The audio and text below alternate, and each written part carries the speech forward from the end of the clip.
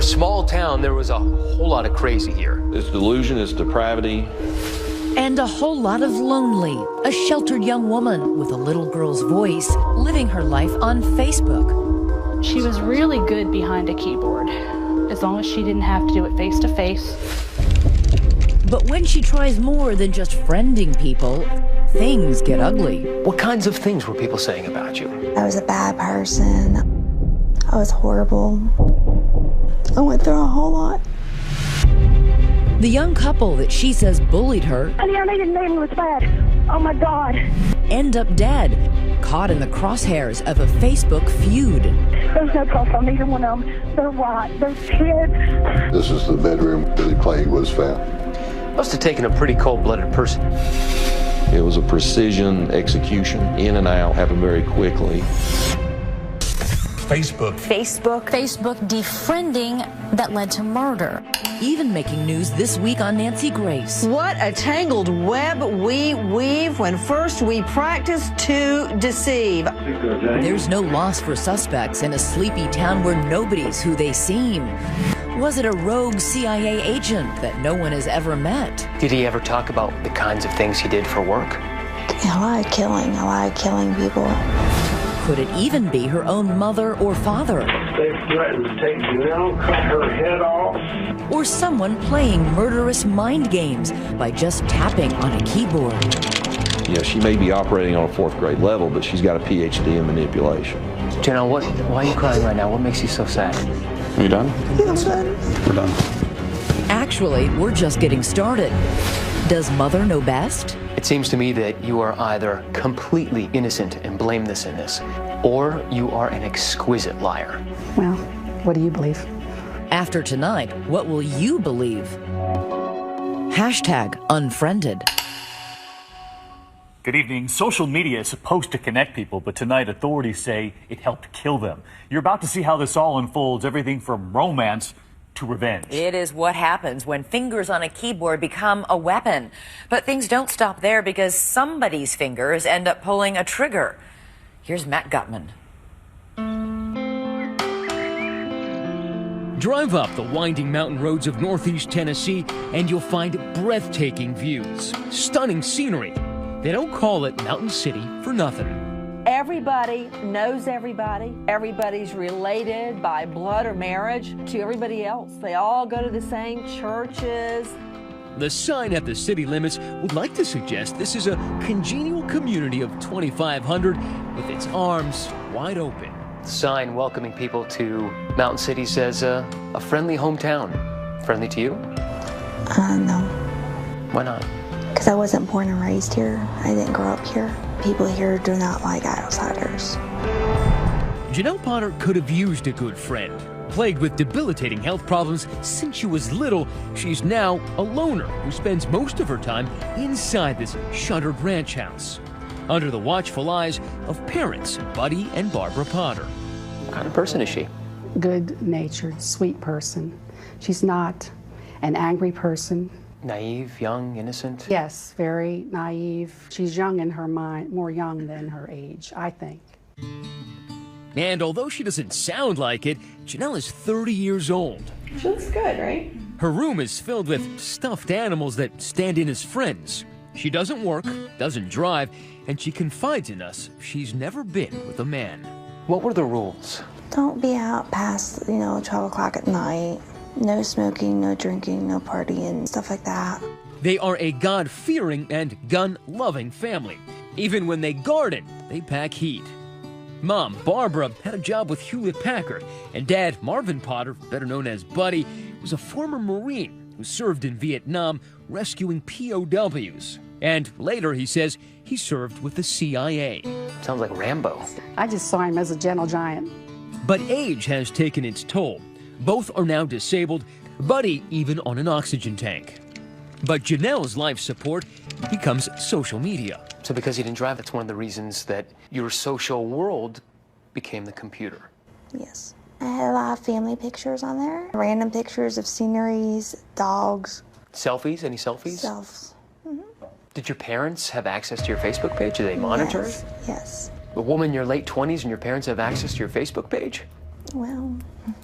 But a simple trip to the pharmacy would be a turning point in Janelle's life. A kind employee named Tracy Greenwell takes it upon herself to befriend the social misfit Janelle.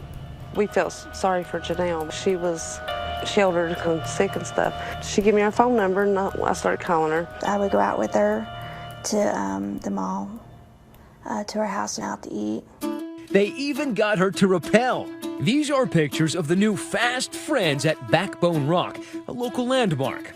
Sitting next to a scared Janelle is Tracy's brother, Billy Payne, a jokester who likes the outdoors. Did you ever get the impression that maybe she liked Billy? That's what everybody says. She fell in love with Bill, but I still don't see it like that. Instead, Tracy tried pairing Janelle up with someone else, introducing her to Jamie Curd, an older man who's pretty handy with computers, the kind of guy who likes to wear shades indoors. Well, Jamie was sort of rough looking, you know, greasy, and she was neat. So why did you think to set up Jamie and Janelle? Jamie didn't have a girlfriend, and she really didn't have a boyfriend. I mean, they didn't look like they'd go together by no means. Janelle and Jamie became an unlikely item, hiding their relationship from her strict parents. He's at the Potter house from time to time, supposedly to fix the family's PC.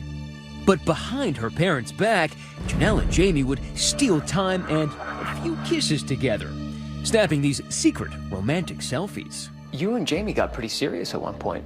Yes. He gave you a cell phone so that you guys could talk without your parents being on the phone. Yes. How often would you talk? Every day. For long periods?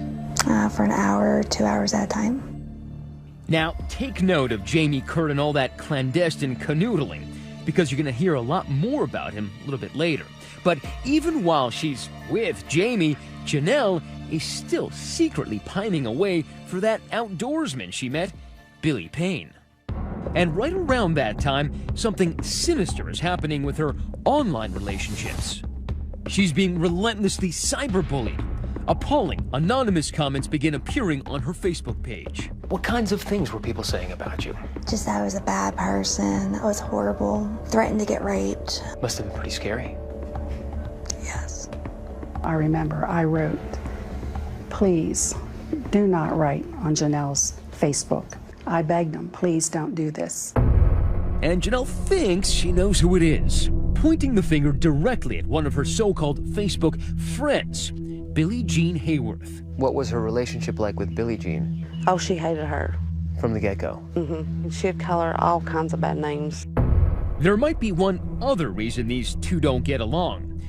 Billie Jean is engaged to, guess who? The object of Janelle's obsession, Billy Payne. And together, the loving couple have a 7-month-old baby boy. Friends say Janelle was so jealous, she started spewing some online venom of her own. That she wished that Bill and Billie Jean and that damn baby would die.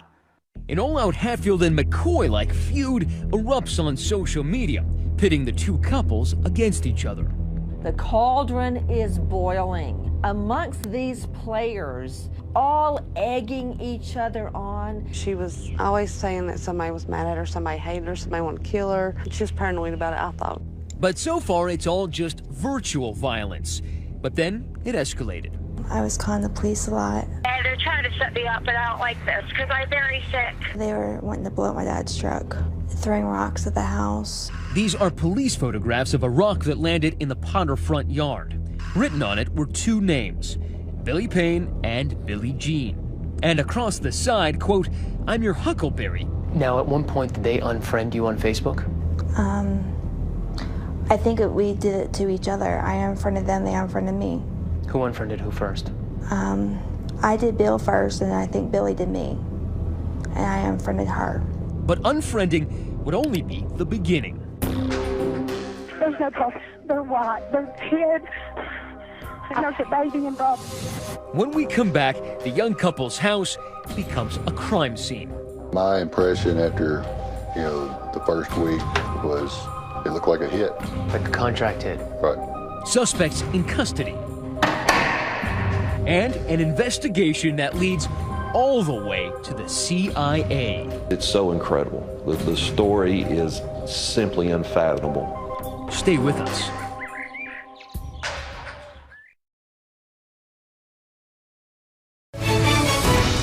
2020 continues with #Unfriended. Johnson County 911. Honey, I need an ambulance bad. At approximately 10:30 a.m. on a blustery January morning, a call comes into the Johnson County, Tennessee 911 dispatchers. There's a baby involved. He don't look right. The caller is a friend of Billy Payne and Billie Jean Hayworth. She's dropped by the young couple's home to find the back door open, and inside, something much worse. Their infant son covered in blood, eerily silent but unharmed. He's in one room, she's in the other, right at the playpen. It kind of looks like she's trying to get to her baby. The baby's father, Billy Payne, and Billie Jean, his mom, the young couple who had been feuding with Janelle, have been shot. You can tell by looking at their faces, they're swelled, they're black and blue, they've been beat. Okay, do you want to attempt to do CPR? They're both dead, it's too late. This murder, these murders have literally torn apart the sleepy little town of Mountain City, Tennessee. Special Agent Scott Lott with the Tennessee Bureau of Investigation takes 2020 inside the crime scene. And this is the bedroom where Billy was found. Single shot. Single shot in the face. Billy Payne's throat had also been slashed as he lay in bed. Down the hall in the nursery, Billie Jean had been cradling their baby in her arms when she died. That's how they find her, still holding her 7-month child. So it didn't take much time to get from that room to this room to shoot. No. And this is 5 feet. I think it takes a cold-blooded person to shoot somebody holding a baby. Miraculously, the 7-month-old survived without a scratch. But his parents' cold-blooded killer had left virtually no clues. Were you able to glean very much forensic evidence from this scene? It is a very clean scene as far as physical evidence goes. So no prints, no shell casings, no DNA left behind? Not that we found, no, sir. Would that lead you to believe that whoever did this killing had some training? It looked like a hit. Like a contract hit? Right. But who in the so-called friendly hometown of Mountain City, Tennessee, would put a hit on a young couple who just worked at the local cotton mill? Word spreads fast in small towns like this one. And the day after the murders, Chief Deputy Joe Woodard goes to the Potters' home to talk to Janelle and her parents, Barbara and Buddy.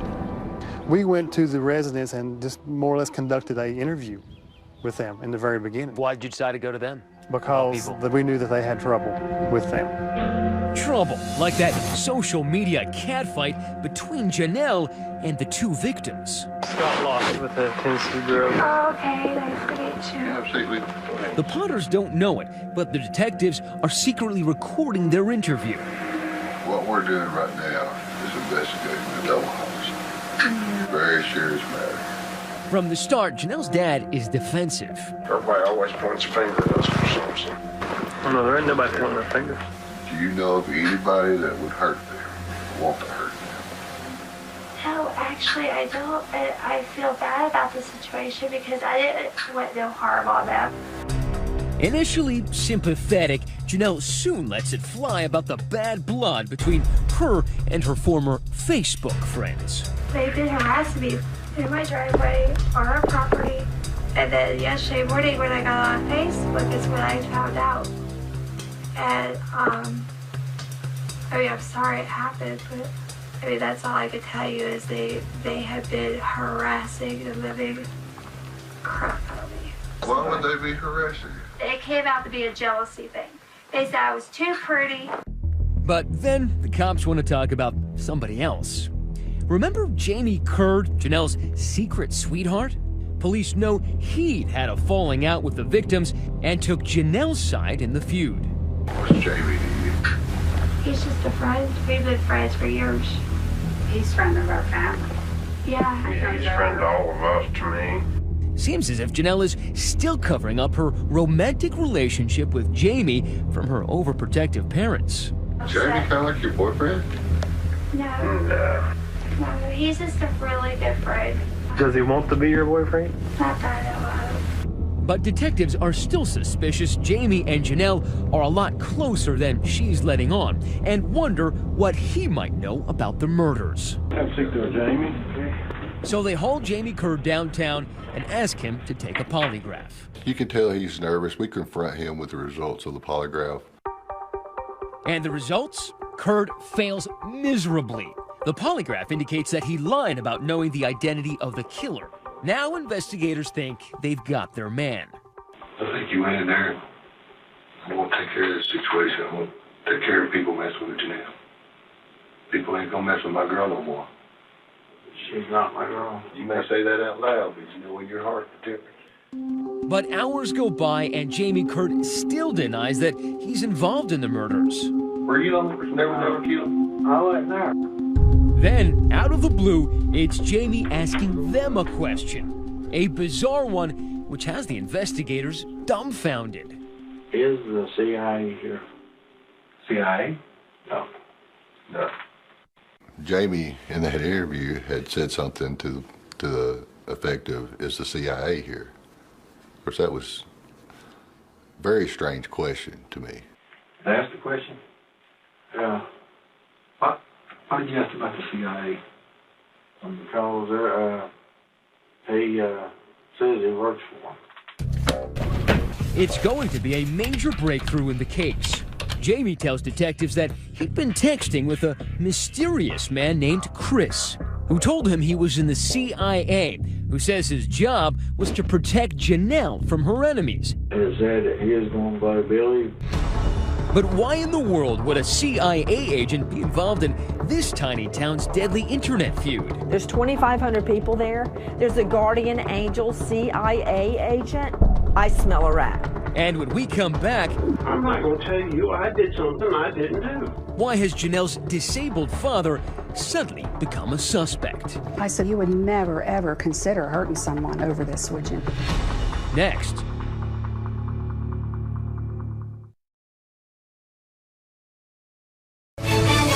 We return to 2020's #Unfriended. Have a seat there, Jamie. It's 10 p.m. at the Johnson County Sheriff's Office, a department so small that the Chief Deputy's office doubles as an interrogation room. Jamie Kerr has been in the hot seat for nearly 6 hours, interrogated about the double murder of a young couple that allegedly bullied his girlfriend, Janelle. I tell you what's going to make you feel better when you tell us the truth. After a bizarre exchange with detectives about Jamie being in touch with someone supposedly in the CIA, Jamie's about to drop a bombshell, pointing a finger at someone much closer to home. Who shot him? He who? Buddy? Yes.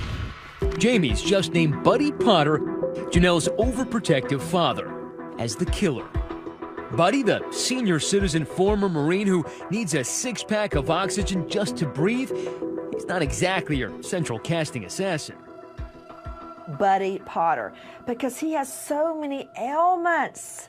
He's very ill. He's on an oxygen tank, for Pete's sake. No way could he ever pull this off. In an attempt to save his own skin, Jamie agrees to help police snare Buddy. With detectives recording the conversation, Jamie calls his accomplice. It's a trap to get a confession on tape. Well, they're pointing fingers. Oh, gee, Merry Christmas. You got rid of everything as for good, didn't you? Uh-huh. Okay. That makes me feel up there. Yeah. It wasn't exactly a smoking gun, but it was enough for detectives to move in and arrest Janelle's father, Buddy, in a pre-dawn raid. Gun-loving Buddy was almost always gun-toting, so police were on high alert. We knew he had a weapon, and at one point we thought he made a gesture to us. What kind of gesture? Show Just me. like he's going to do like this, and we grabbed his arm, And was he in fact armed? He was. Now it's Buddy's turn to answer some tough questions. You know why you're here, right? That somebody's told you I'm the one who killed somebody. Initially, his body language, you could tell he wasn't being truthful with us. I'm not going to tell you I did something I didn't do. He denied everything. We pressed him and pressed him and pressed him. Are you a cold-hearted killer? protect your family. Which one are you? I'm protecting my family to start with, but I did not do this. Agent Lott is getting nowhere fast, so he changes his strategy, switching from inquisitor to sympathizer. I believe you are sick and tired of the most precious person in your life being attacked and harassed constantly. I know that. Okay? Ever since all this crap started, I've had my life threatened. My wife has been threatened. They've threatened to take Janelle, cut her head off. Agent Lott's tactic works, and they're able to drill down to his motive. When you hear people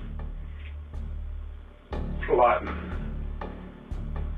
to catch your daughter in a restroom and murder her, they wanted to rape her because she's a virgin, and just so much. Finally, after an exhaustive 4 hours, a broken Buddy breaks down. He's crying. My question, I got it right now. Janelle bothered me what you did. Agent Lott senses that Buddy is right on the verge of a confession, so he uses another ploy, and they hit pay dirt when they get him to call his wife, Barbara. We let him make a phone call to Barbara. Barbara. Yeah. Before you find out from somebody else, I want you to know I was involved in it, and I did it. What? Some of it. And he told Barbara, I did it. And that's as close to a confession as we got from him. Buddy's wife, Barbara, seems eager to provide him with an alibi. Your husband confessed to it. Yeah, but there's questions about that.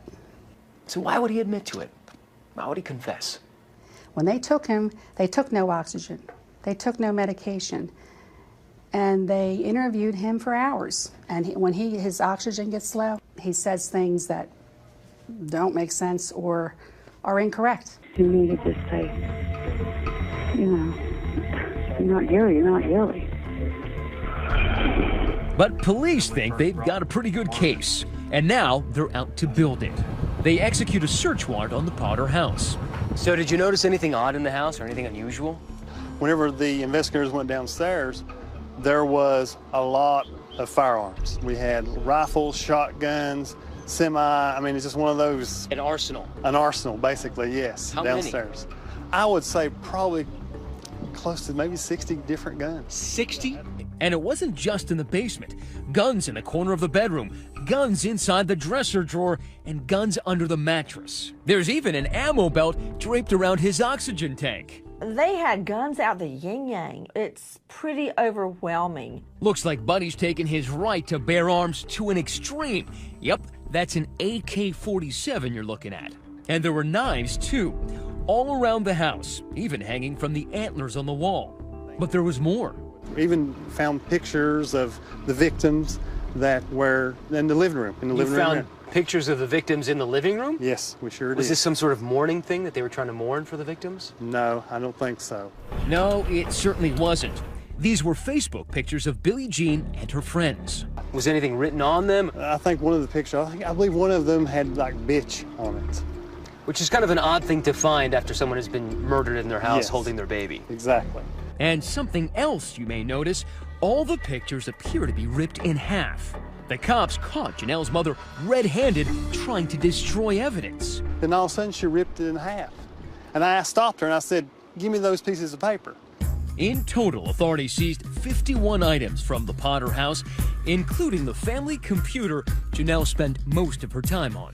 And when they impound Buddy's truck, look what they find. 3 enormous bags stuffed with shredded documents. We took those shredded documents. One of our agents spent a month of her life taping those back together. That agent meticulously reconstructed more than 100 pages that turned out to be emails, the lines from the shredder still visible. The emails are between the Potters and a shadowy figure named Chris, who was warning them that the murder victims had been plotting to kill Janelle. It appeared that there was some type of conspiracy here. They kept referring to a guy named Chris. that's supposedly a CIA operative or something. Who is Chris? This stunning revelation about his identity and his jaw-dropping relationship to Janelle. Next.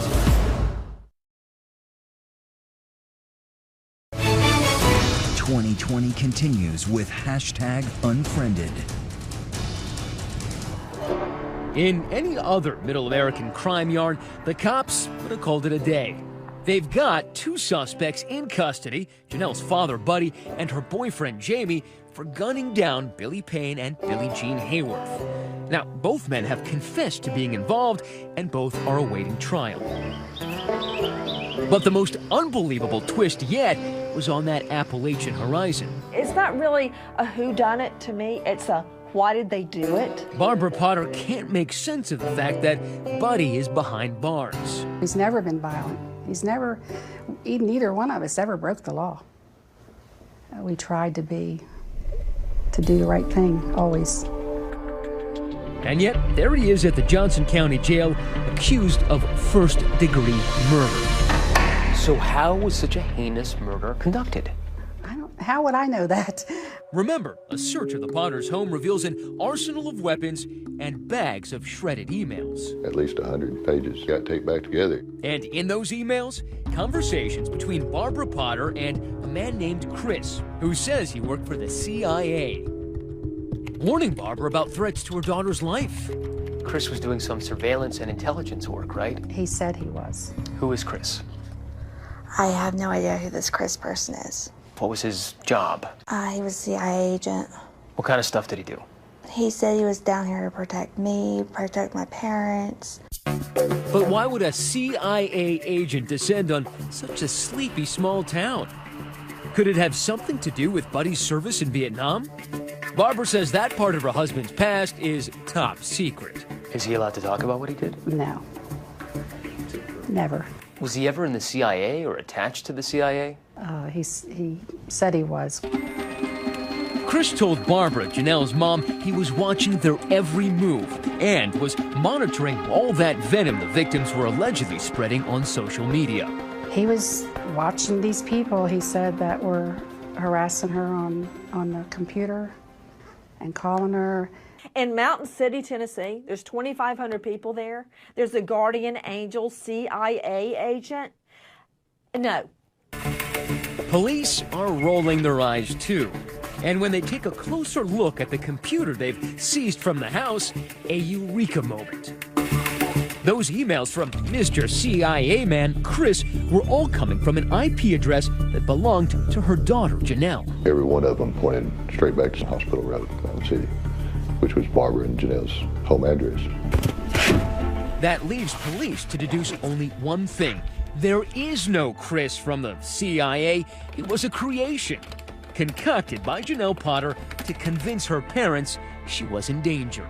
Social media allowed Janelle Potter was to be someone that she wasn't. She invented this character. Exactly. Exactly. When she invented Chris, she could assume a different identity and be as hateful as she wanted to be. It happens more often than you'd think. It's called catfishing. False online identities are created, usually to lure someone into a relationship, and there's even a whole TV show about it. How come you've been pretending to be someone else? So she's catfishing her mom from the same house, from the same computer. She bought it hook, line, and sinker. How is that possible?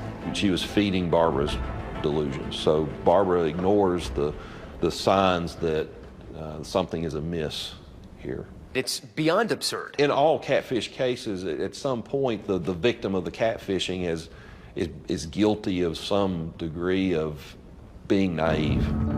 But Janelle's mother, Barbara, is about to go from naive to nefarious. And in those email exchanges, it sure sounds like she wants Billy Payne and Billie Jean dead. In one email to Chris, Barbara writes, "We've had enough. No one wants to kill anyone, but we will." Barbara would take this information and show it to Buddy. Buddy, look what they're trying to do to Janelle. Look what they're trying to do. And finally, they just pushed him to his limit where he couldn't take it anymore. Janelle just catfished herself and her mom into police crosshairs.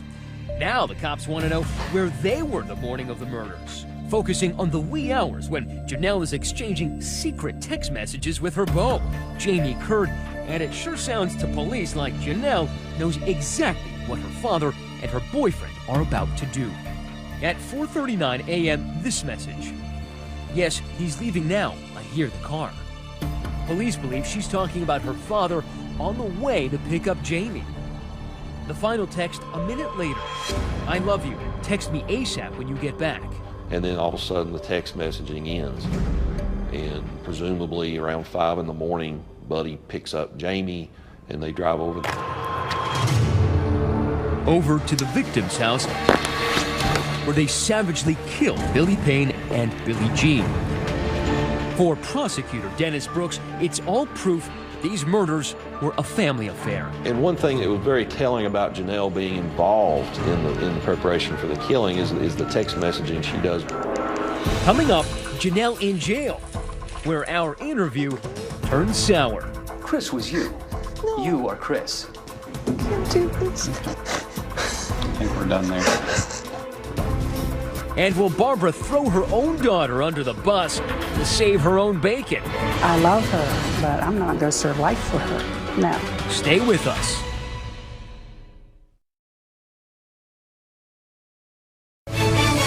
We return to 2020's #Unfriended.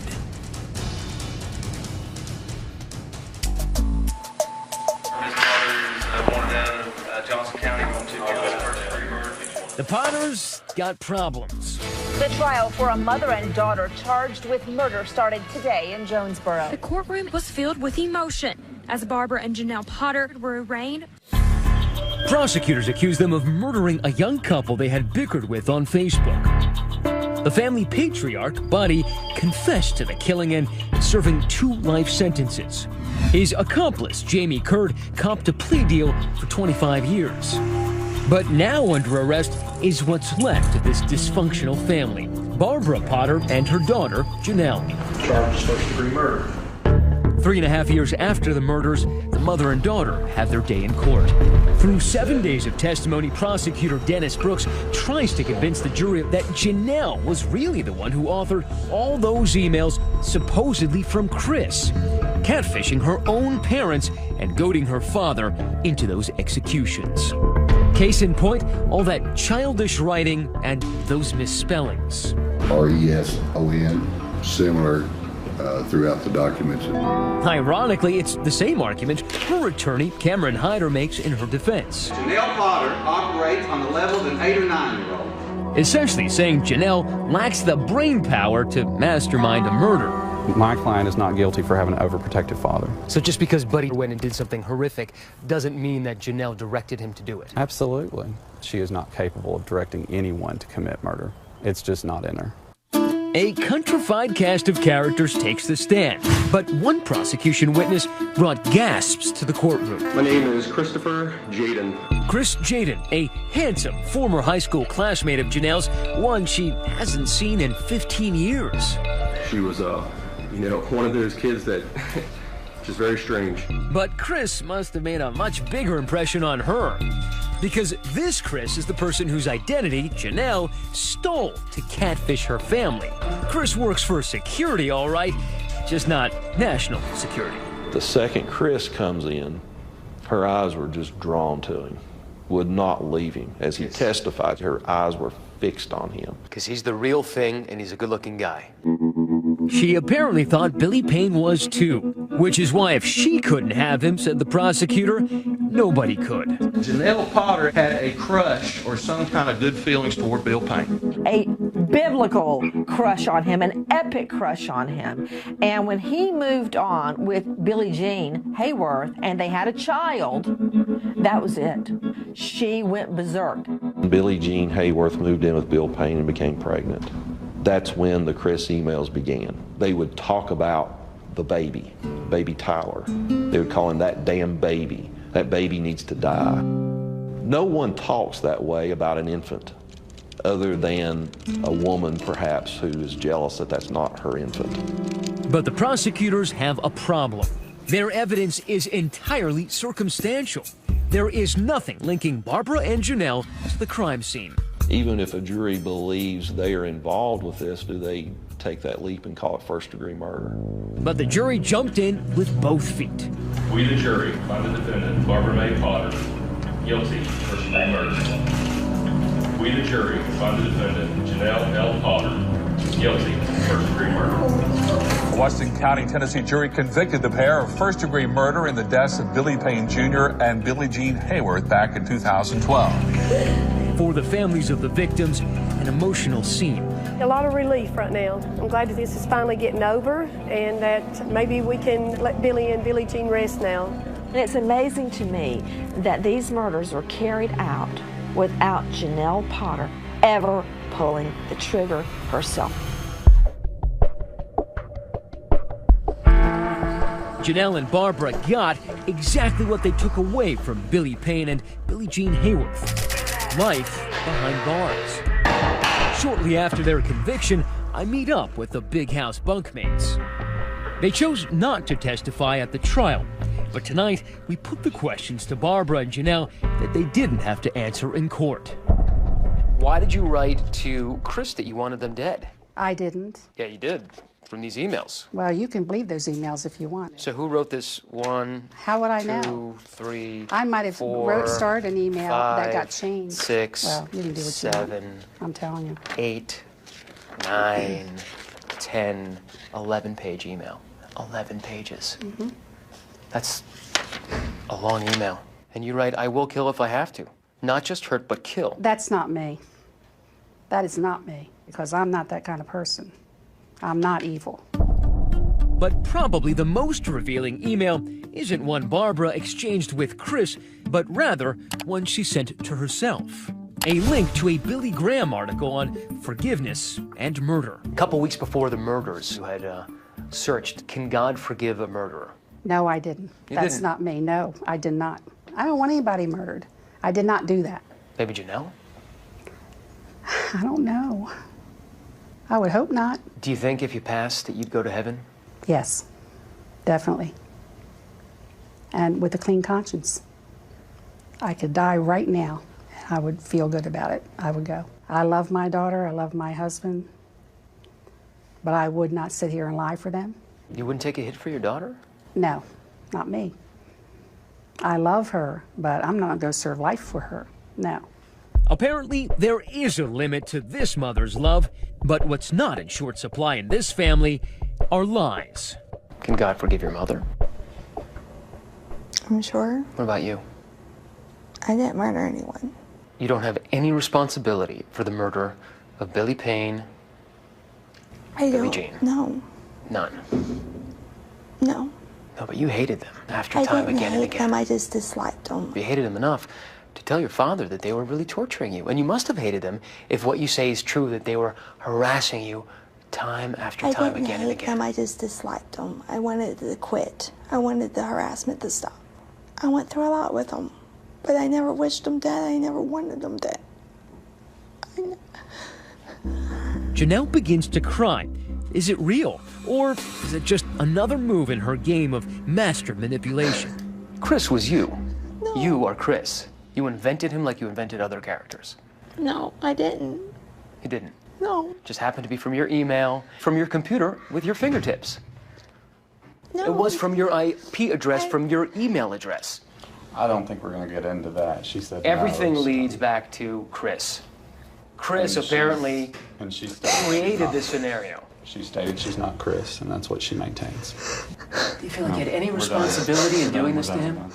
Janelle Potter shuts down in tears and walks out of our interview and back to her cell.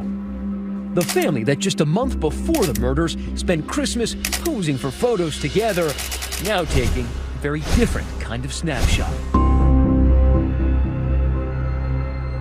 Next week, one explosive hour. The tragedy and the single word that sparked national outrage. What a defense expert called affluenza.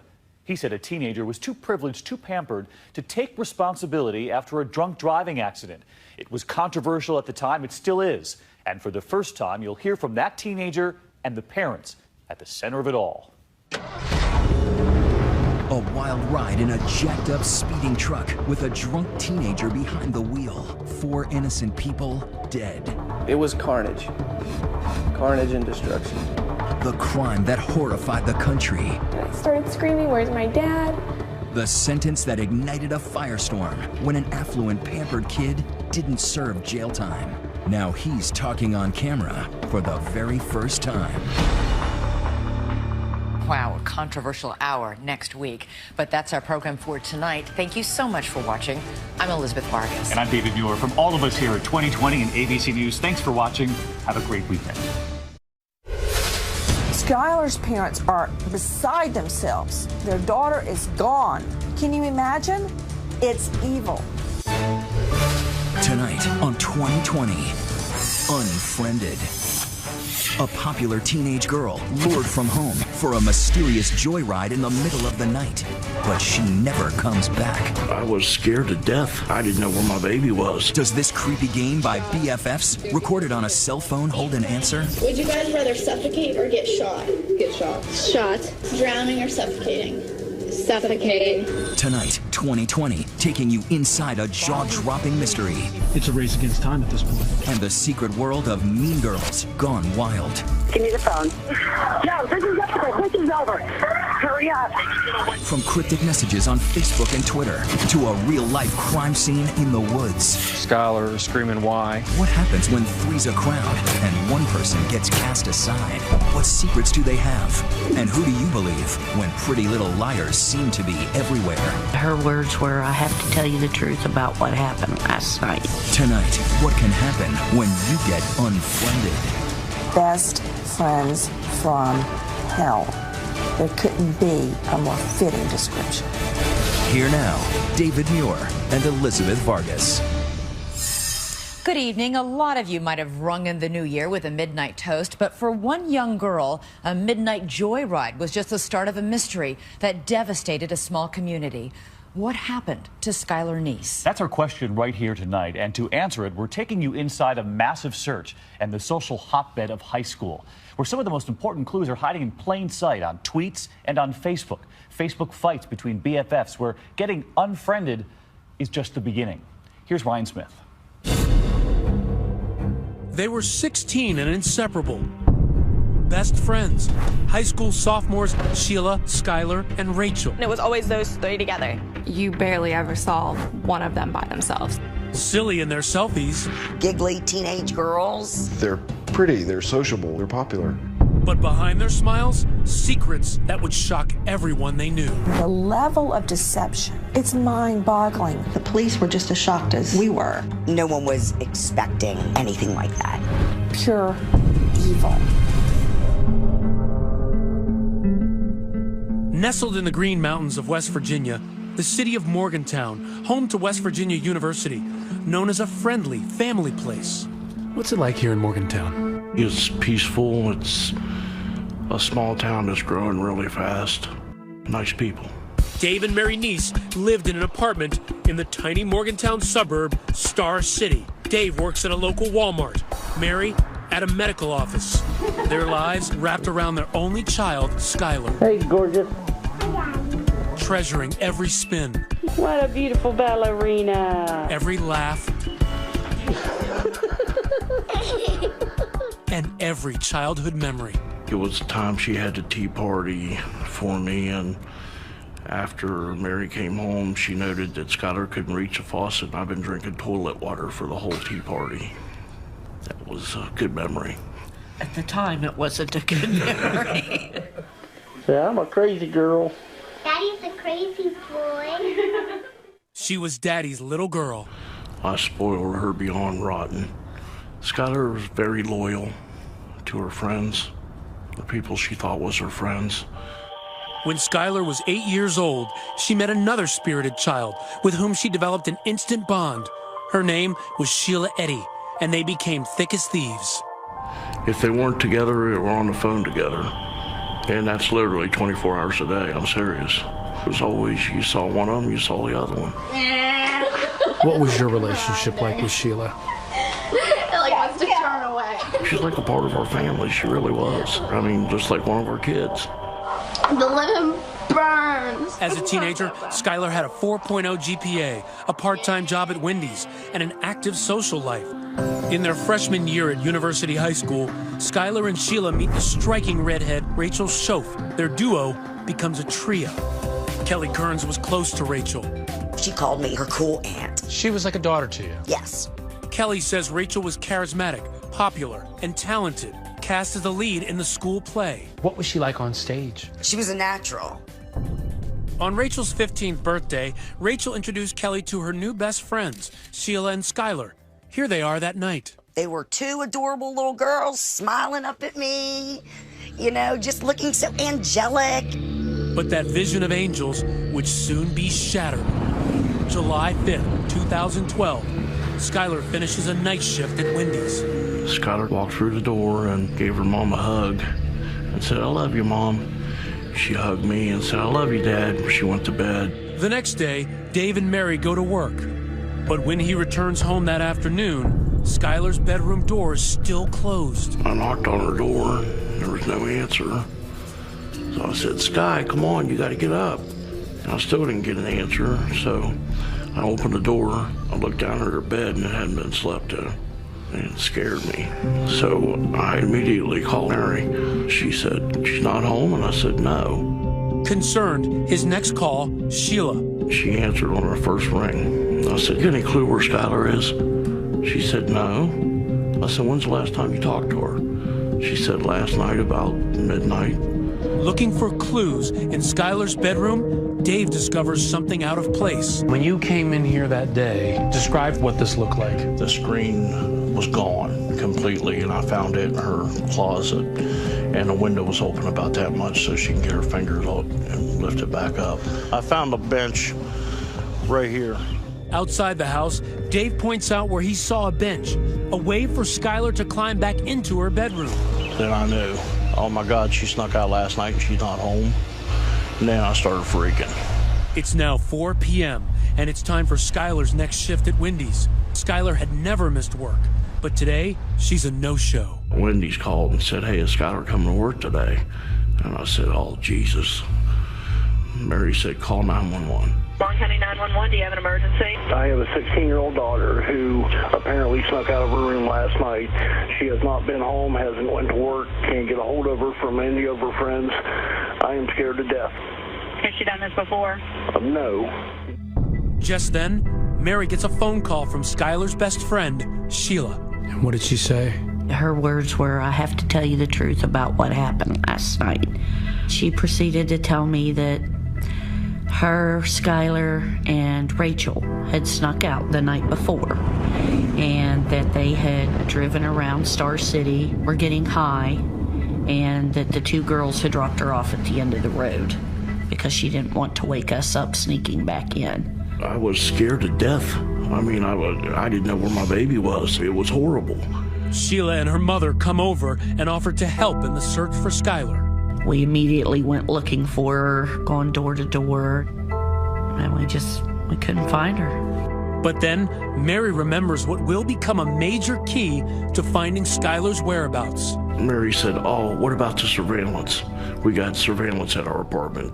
Their surveillance camera, intended to capture intruders, instead reveals this grainy image of that night.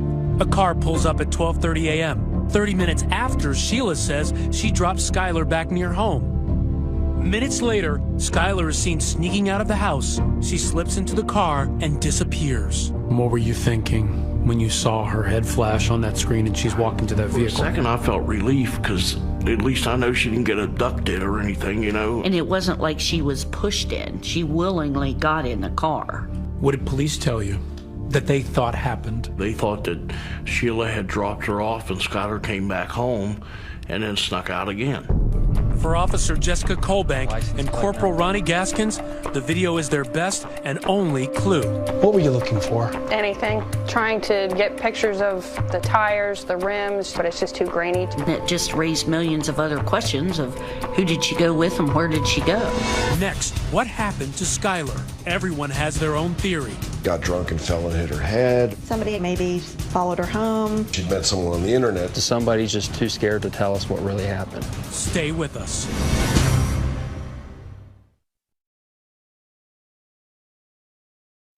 2020 continues. Once again, Ryan Smith. This is the last sighting of 16-year-old Skylar Neese. Surveillance video outside of her home in West Virginia. An eerie vision as she sneaks out of her bedroom, enters an unknown car, and vanishes. Surveillance video from the James Place apartments showed the 16-year-old girl willingly leaving the compound. A parent's worst nightmare. Anyone with information on Skylar's whereabouts? She seems to have left home voluntarily, so police do not activate an Amber Alert. Officer Jessica Colbank is assigned to the case 2 days after Skylar's disappearance. Did you think it was a runaway case at that point? It does happen. Kids run away. They come home a couple days later, or the parents find them. Skylar's parents, Dave and Mary, are frantic. Dave pleads on local TV for help, begging his daughter to come home. We love you. Come home as soon as you can, baby.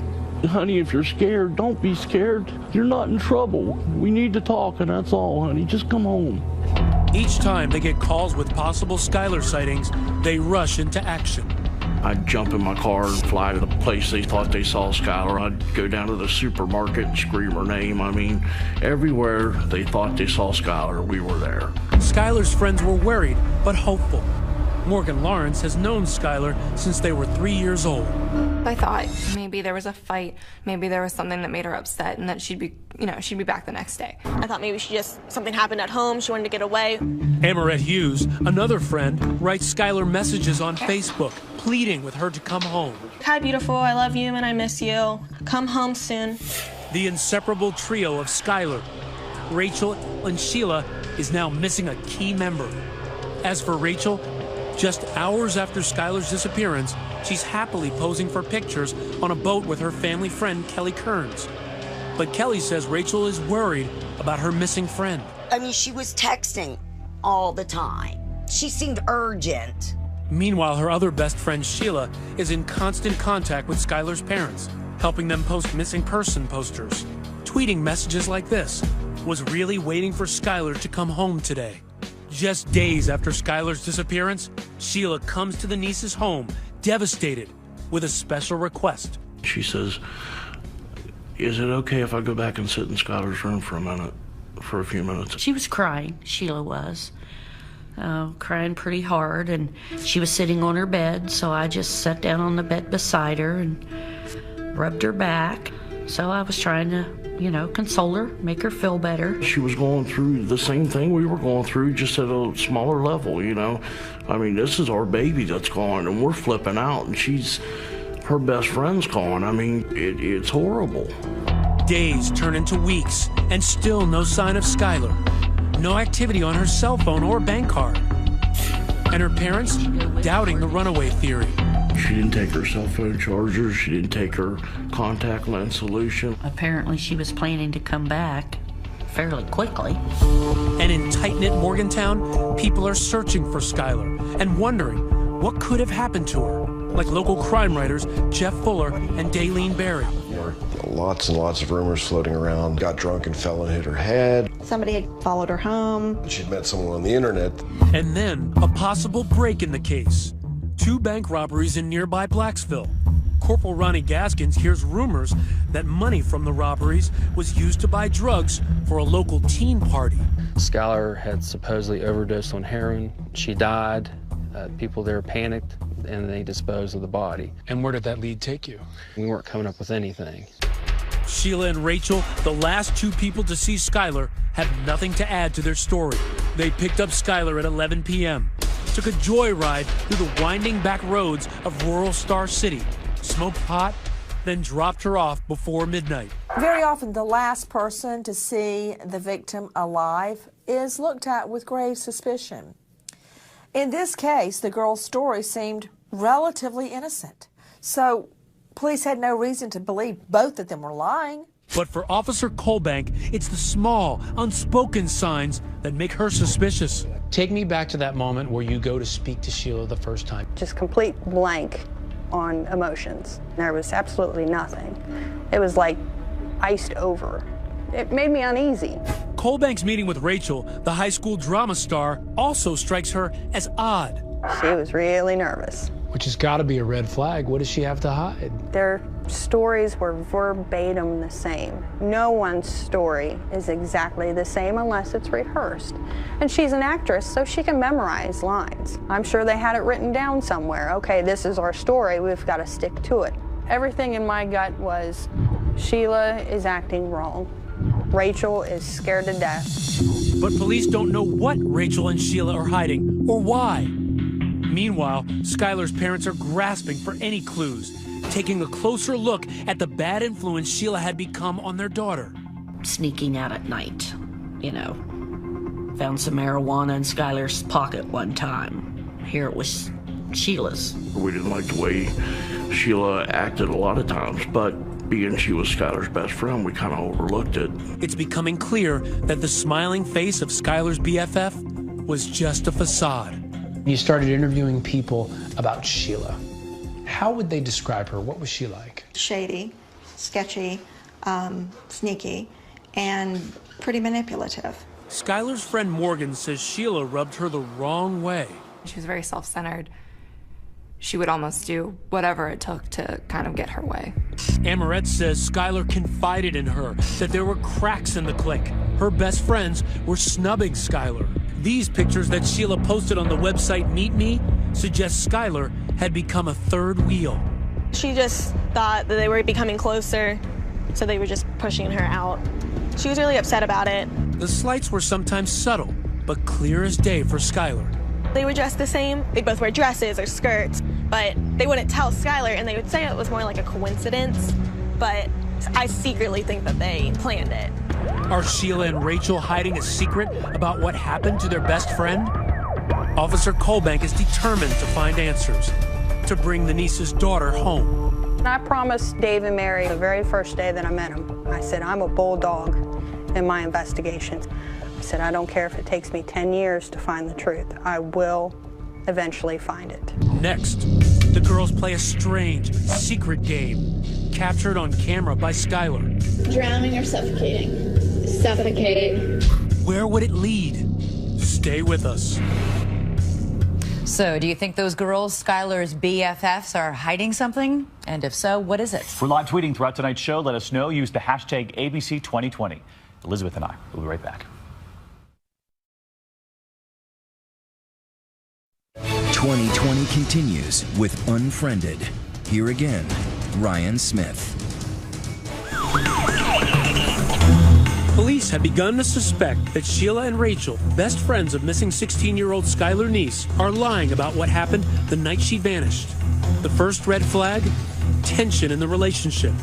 Officer Jessica Colbank pours through Skylar's old Facebook and Twitter posts. What she finds sets off alarms.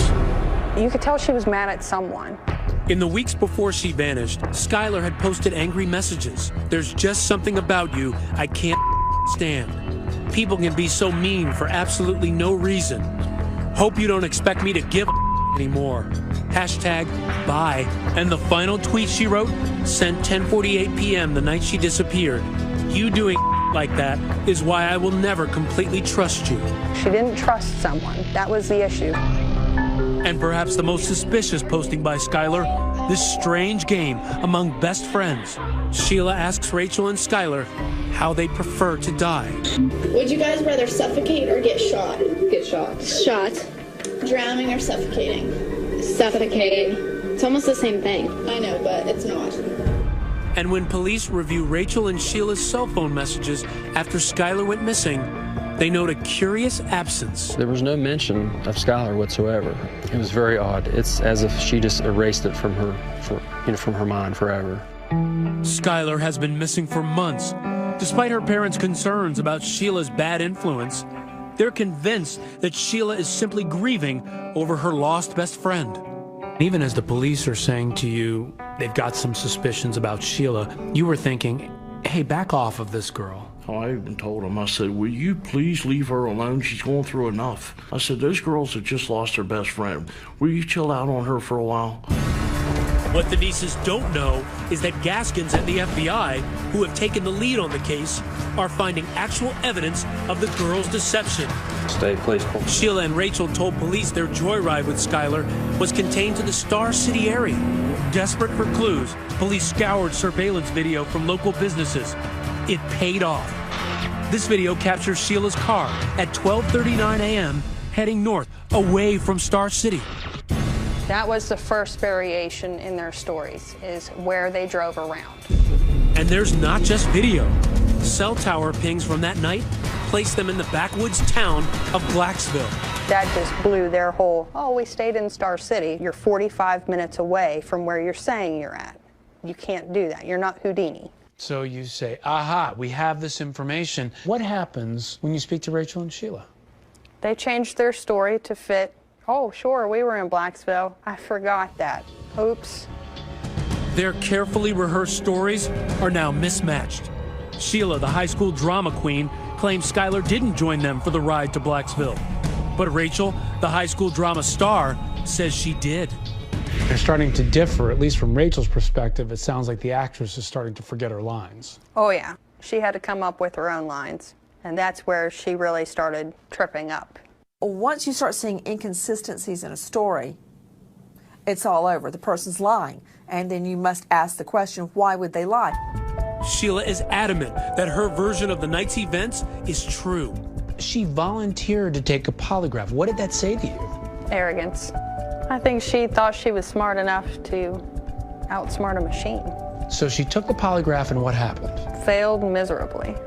Rachel also agrees to take a polygraph, but en route on the day of the test, she gets scared, jumps out of her father's car, and flees. She jumped out of a moving vehicle to avoid it. If you haven't done anything wrong, why won't you take this test? Now, armed with surveillance video and cell phone records that prove the girls have been lying, police tell Dave and Mary Neese that Skylar's best friends have a secret. At that point, we knew they had to know something. So we pushed. Your mission is to try to get their secrets out of them. Exactly. The Neeses start posting about karma on Facebook, writing that the girls need to tell what they know.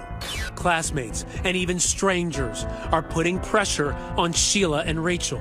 Anonymous tweets like this one: "Pretty little liars keep on lying." All eyes were on Sheila and Rachel. You know, you can't be part of the trio and not have any clue what's going on. Kelly Kearns, close friend with Rachel and her mother, hears the rumors that Rachel is stonewalling police. I'd get a text from people, why isn't your friend's daughter cooperating? So I'd send Rachel a text, what the heck are you doing? Even those closest to Rachel are wondering, what is she hiding? I said, was Skylar alive when you left her? Yes. We didn't do anything to her.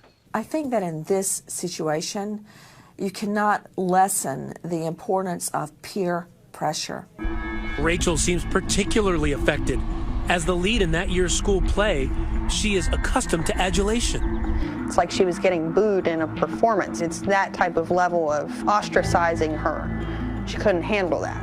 One night, almost 6 months after Skylar went missing, Rachel cracks, apparently having a nervous breakdown. Her mother calls 911. I have an issue with a 16-year-old daughter of mine. I can't control her anymore. She's screaming. She's running through the neighborhood. Give me the phone. No, this is over. This is over. Hurry up. Oh, God. She just gave me a block.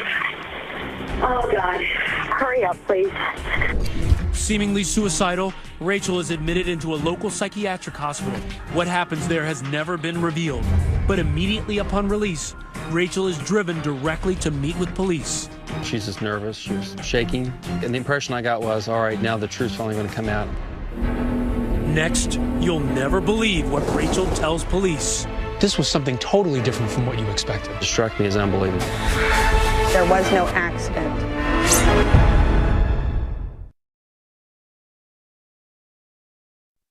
"2020 continues. Once again, Ryan Smith with Unfriended. University High's leading lady, Rachel Schoaf, is not able to keep up the act anymore. 6 months after the disappearance of Skylar Neese, Rachel's abandoning the role of heartbroken best friend and going from a psych ward straight into the interrogation hot seat. She was just nervous, she was shaking. She's finally about to come clean to police about what really happened to her 16-year-old BFF. It was a plot twist no one saw coming.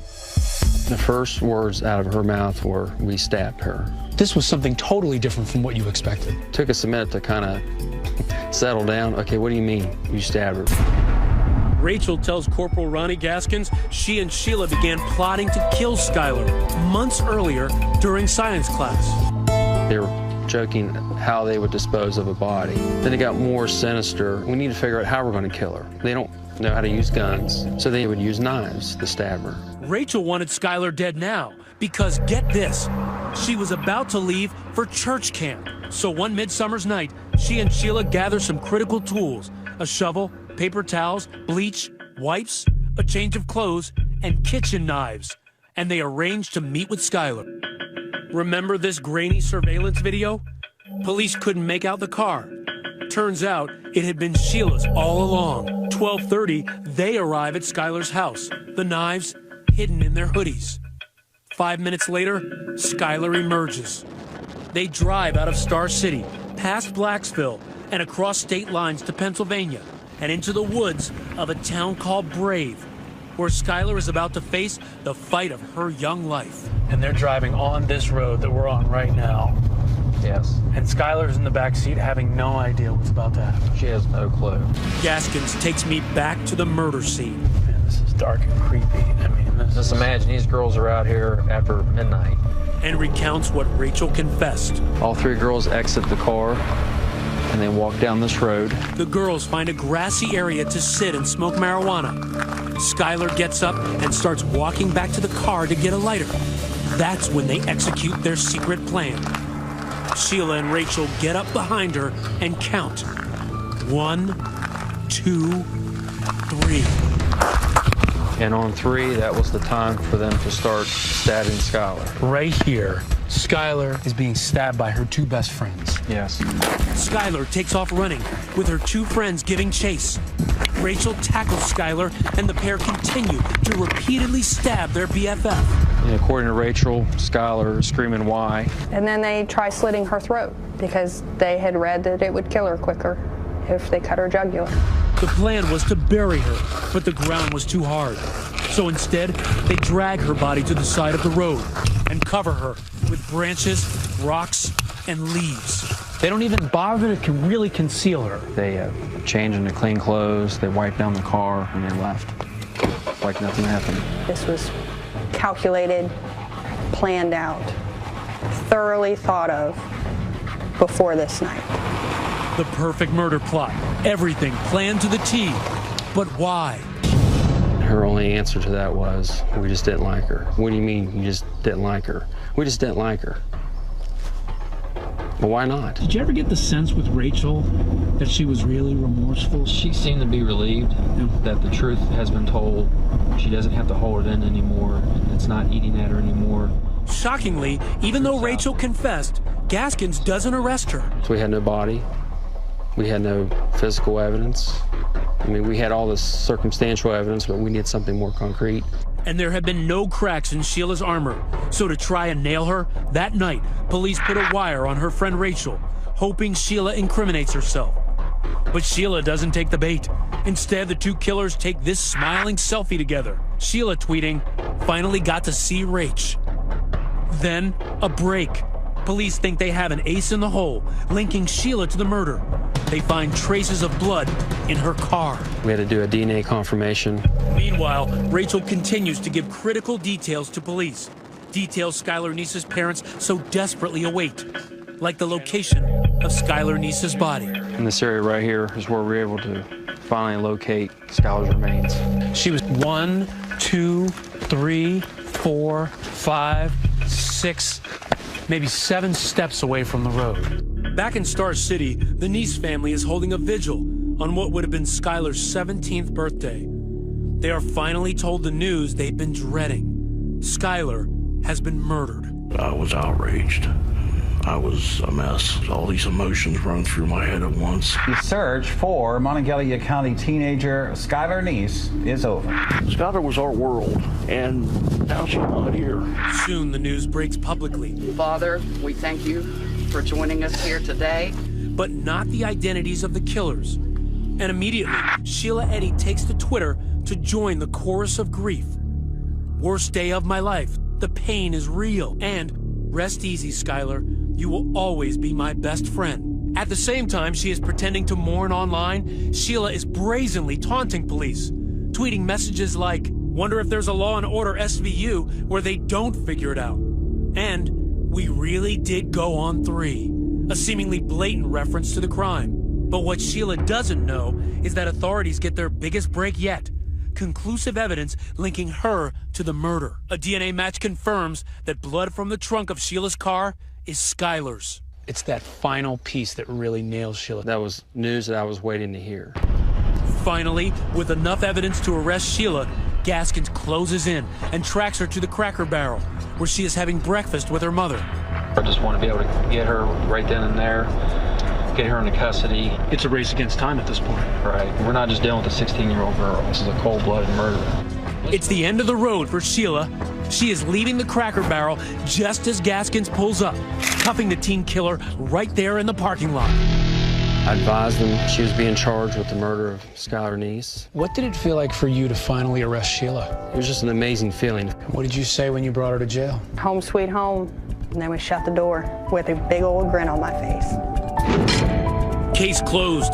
But for Skylar's parents, Dave and Mary, sicko. Learning the killer's identities not only brought more heartache and devastation, but also fury. They're acting like they really care. And they're the ones that's responsible for the whole thing the whole time. Casting devastating new light on that moment when Sheila was overcome with emotion in Skylar's bedroom. Oh, my Lord, and we believe that garbage. Can you imagine? Your daughter's killer sitting on your daughter's bed, crying, and the mother putting her arms around her daughter's killer. Skylar trusted those two little witches, and it cost her life. Best friends like that, you don't want any enemies, that's for sure.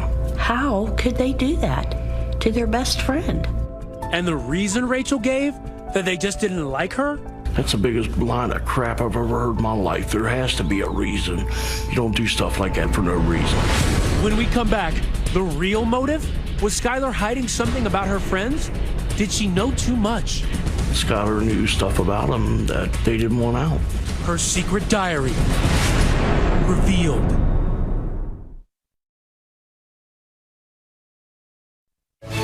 We return to 2020. Once more, Ryan Smith. She's a killer nobody would have suspected. The fresh-faced high school senior, Sheila Eddy, smirking in her first court appearance. After months of secrecy, the truth is revealed. Skylar Neese's best friends, Rachel and Sheila, were actually her worst enemies. The shocking news, they had lured her into the woods and brutally stabbed her to death. The search for Skylar Neese is over. Rachel confessed. 2 teenagers implicated for stabbing a third friend to death. Many of Skylar's friends hear about it at school. It devastated me. I actually had to get up and leave class. If you don't want to be friends with someone anymore, you just delete them on Facebook. Like, you don't go and get rid of them. Kelly Kearns has known one of the killers, Rachel, since the day she was born, considering her like a daughter. When someone tried to tell me that they stabbed them, no way in heck. You couldn't believe that was your Rachel. You can't tell me these girls stabbed her. And it wasn't until I opened the paper when I saw guilty and her picture. The pictures. Today, looking at the photograph of Rachel, taken just hours after she murdered her friend, Kelly is floored by that smiling face. What strikes me about this picture is I don't see anything on her face that reflects what she did. It just makes you feel, you know, what'd you miss? And at the heart of the wrenching questions, how could 2 teenagers kill their best friend? They say they just didn't like her anymore, which is typical of teens, but teens typically don't kill each other when they fall out of like.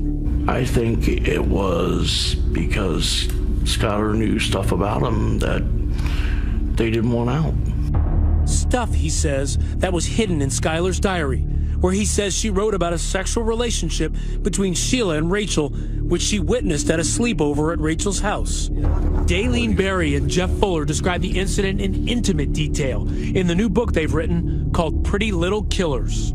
Sheila and Rachel became involved sexually, it appears. Skylar was forced to watch because she knew if she left the bedroom, they had all been drinking and they'd all be in trouble. Several weeks after the sleepover, Skylar tweets, "I'd tell the whole school all the I have on everyone," which is a lot. Hashtag, if I could get away with it. Then, 1 month before she is murdered, there is another tweet from Skylar. "Just know, I know." Rachel and Sheila had formed some type of a sex relationship that they believed Skylar knew about it and would ultimately tell everyone. But the nieces say that Skylar never would have acted on the veiled threats. She had a lot of gay and lesbian friends. It didn't bother her. Now, she didn't care if you were pink, purple, yellow. That was just Skylar. Why do you think they killed her? For the thrill of it, to see if they could get away with it. I feel that they had a strong dislike for Skylar, so it's fitting they stabbed her in the back. A year and a half after the murder, Rachel faces justice. She pleads guilty to second-degree murder, a lesser charge based on her cooperation. Finally, in court, she directly addresses the Nice family. I'm so sorry. I don't know if there's a proper way to make this apology, because there are not even words to describe the guilt and remorse that I feel each day for what I've done. The person that did that was not the real me, not the person I am, not what I'm made of, and not what I believe in. Rachel's mom weeps as she listens. Again, I'm so sorry, and I pray each day for everyone involved, and I pray each day for forgiveness. She can take her apologies and everything else and sit on them because that's about what they're worth to me and my wife. She has done nothing but make our lives a living hell since this day one. She was crying, she was emotional. You didn't think that was remorse? To me, that was her final act in front of an audience. She's the big actress, star of the high school plays. This was her last Broadway performance. At her arraignment, a defiant Sheila Eddy pleads not guilty. Sheila Eddy, how do you plead? Not guilty. But later, in a surprise development, she changes her plea. Sheila Eddy, how do you plead to the offense of murder in the first degree? Guilty. Guilty to first-degree murder. She offered no words of remorse. Why do you think that Sheila has never apologized? Because she's not sorry. You don't apologize for murdering somebody in cold blood because she meant to do it. It's a good thing she didn't give an apology. People think it's horrible because she didn't. I commend her. Don't stand up there and lie to me and tell me you feel guilty. Rachel's family described her actions in a statement as unforgivable and inexcusable. Sentenced to 30 years, she's now serving time in an adult prison. The same prison, in fact, where Sheila, the girl she turned in, is now serving a life sentence. But both girls could be released on parole by their early 30s. If I'm dead and gone, somebody will be there to make sure they talk to the parole board and these animals don't get out of their cages. If you could say anything to Sheila and Rachel right now, what would you say? Rot in hell. Skylar's friends are still trying to process their loss and mourn the milestones they are experiencing without her. Skylar never got to go to a prom. Is that your boyfriend? Mary and Dave never got to see her get all dressed up and get the bouquet and get everything else. In memory of their only child, Dave and Mary Neese helped pass Skylar's Law in West Virginia. It requires Amber Alerts for all missing children. This is Skylar's room. When you come in here, does it give you any sense of Skylar now? Yeah, it still does. They continue to treasure every item that belonged to Skylar. Some of them don't mean anything. They were hers, so we'll always keep them. She has a bunch of cards and drawings. Yeah, see, her friends were always sending her a birthday wish for my friend. Uh-oh. That's what I think of that one. That was from Sheila, by the way. The card reads, "Happy birthday. Love, Sheila. BFF. Love you like a sister for life." For Dave, it's just one more reminder of the searing betrayal that has destroyed their world. Because of that outward appearance, people don't want to believe they're capable. I still, to this day, have people say, there's no way, it's just those two girls. Yes, it's those two girls. This crime, to me, is one of those crimes that go down in the books as truly evil. Best friends from hell. There couldn't be a more fitting description. Today, on a hidden road, deep in the woods of a town called Brave, there is a silent shrine. They say this is pretty much where she was found. The site of Skylar's murder has been transformed into a memorial. On this visit, a stranger had written a note to Skylar. This one says, "Rest in peace, sweet Skylar. So are the angels." Baby, I'm so sorry.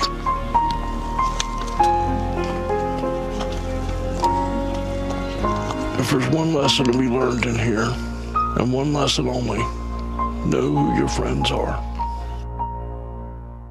Well, you just heard that with good behavior, the killers could be out of prison on parole by the time they're in their 30s. So the question, is that fair? Well, let us know what you think. Use the hashtag ABC2020. We'll be right back with the latest development in this case. Since we first brought you this report, Dave and Mary Neese have moved out of West Virginia, saying it's just too painful to remain where Skylar once lived. They've also brought civil lawsuits against both girls, Sheila and Rachel, as well as their mothers. And of course, we'll stay on the story. In the meantime, that is our program for tonight. Thank you for watching. I'm David Muir. And I'm Elizabeth Vargas. For all of us at 2020 and ABC News, have a good night and enjoy the rest of your weekend. Happy New Year.